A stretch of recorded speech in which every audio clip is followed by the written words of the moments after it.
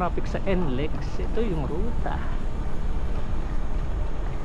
tinutumbok namin, especially pag nag-uwian yung mga main character.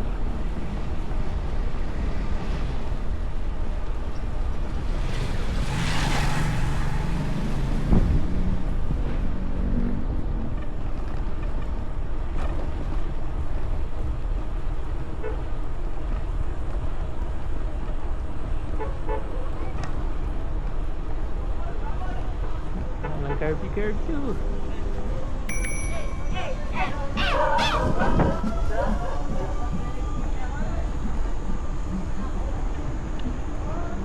Unak na to.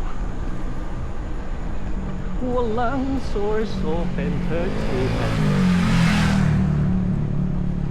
Soon to rise. Oh, dito pala si si JBL. Siyempre hindi yung JBL ng WWE, yung dating Supreme Court Justice.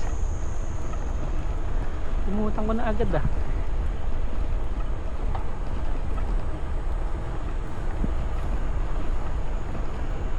Parang kakabasa ko lang kamusta niya. Ay, yun naman, na mental block.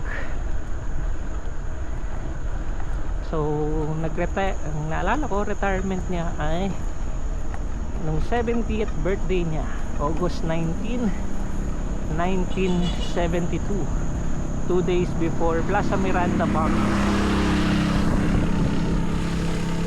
So, ang pagkakaano sa kanya, pagkakasulat is he was so brilliant of a lawyer, and to the point that even Marcos is doubtful na madja-justify niya yung declaration, niluluto niyang martial law proclamation, kung sakaling justice pa din si JBL. Pero yun, nangyari nang nangyari.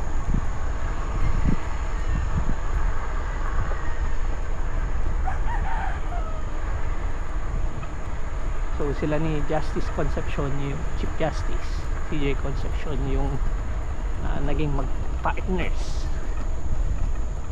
in challenging yung martial rule.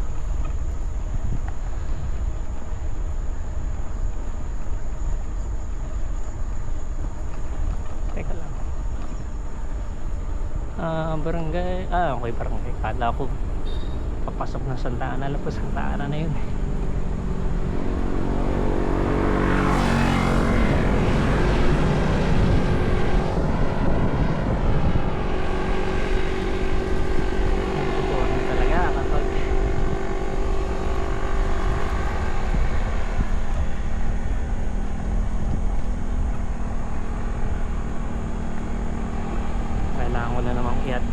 I-adjust yung mga fender, ito yung rear rack, huwag lang yung spokes matanggal.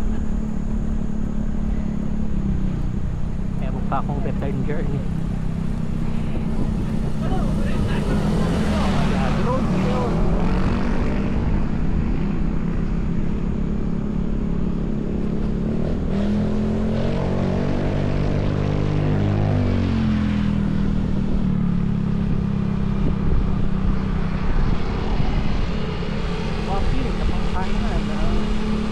Word of the month, word of the year.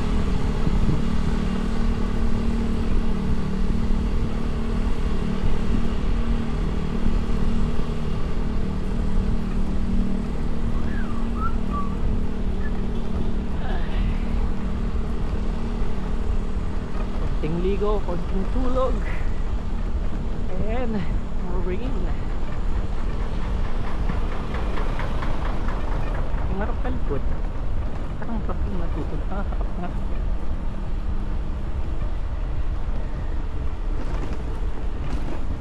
Nansyahin ko rin dahil bumaba yung tingnan ng Concepcion ko yung address. Ay, sa tatlong ganito ito, tagal pa. May Kunanan Kenny. nagsiseli ang bigas.